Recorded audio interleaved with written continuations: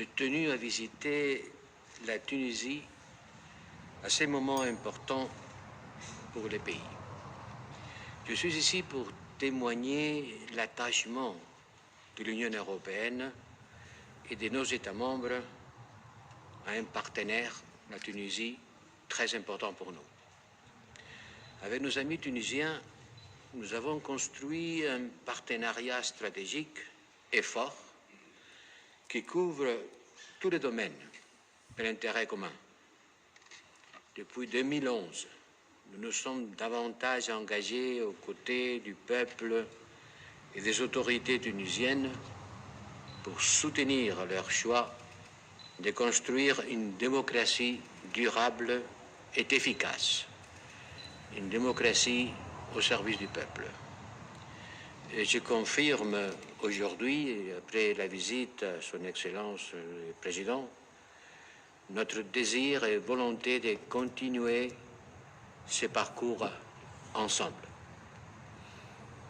En effet, je viens d'être reçu par le Président de la République, Kais Saied, à qui je remercie pour nos échanges sincères et approfondis. Également, je me suis aussi entretenu avec les ministres directrices du cabinet du président, Nadia Kacha, ainsi que Madame Bougoudri, chargée de la gestion du ministère de l'économie, des finances et de l'appui à l'investissement. J'ai également rencontré des représentants des principaux partis politiques et des membres représentatifs de la société civile tunisienne. Ainsi, j'ai voulu écouter les différentes composantes de la société tunisienne ainsi que ses autorités afin de mieux comprendre la situation dans toute sa complexité.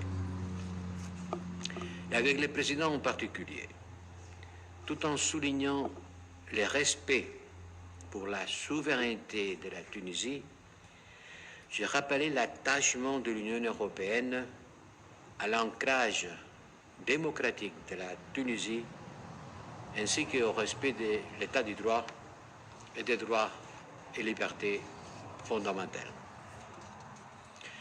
J'ai transmis au président les appréhensions européennes, appréhensions par rapport à la préservation de l'acquis démocratique en Tunisie, qui seul à même de garantir la stabilité et la prospérité du pays.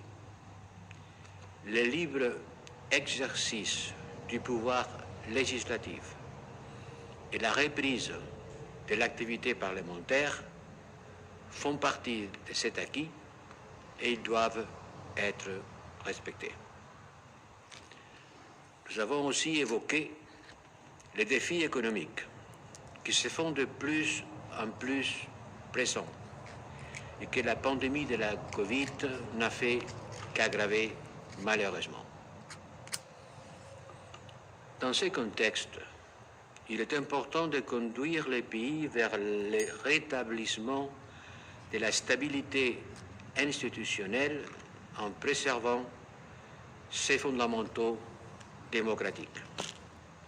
Et c'est en restant à l'écoute des volontés et des aspirations du peuple tunisien, dans le cadre d'un dialogue ouvert et transparent, qui permettra de faire répartir la Tunisie sur le chemin de la consolidation démocratique. J'ai pris bonne note des messages que j'ai reçus lors de mes rencontres, et en particulier ceux de Monsieur le Président, de Son Excellence le Président. Et je partagerai dans les jours qui viennent ce message et mes analyses avec mes homologues européens, au Conseil des ministres des Affaires étrangères, à la Commission européenne, au Parlement européen, avec tous mes collègues de nos institutions européennes.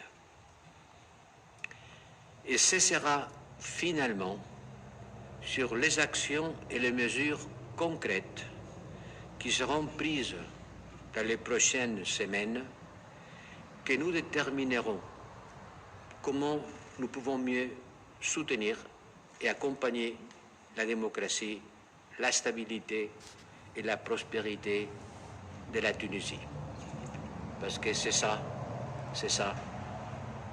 notre volonté et le but qui anime ma visite en Tunisie.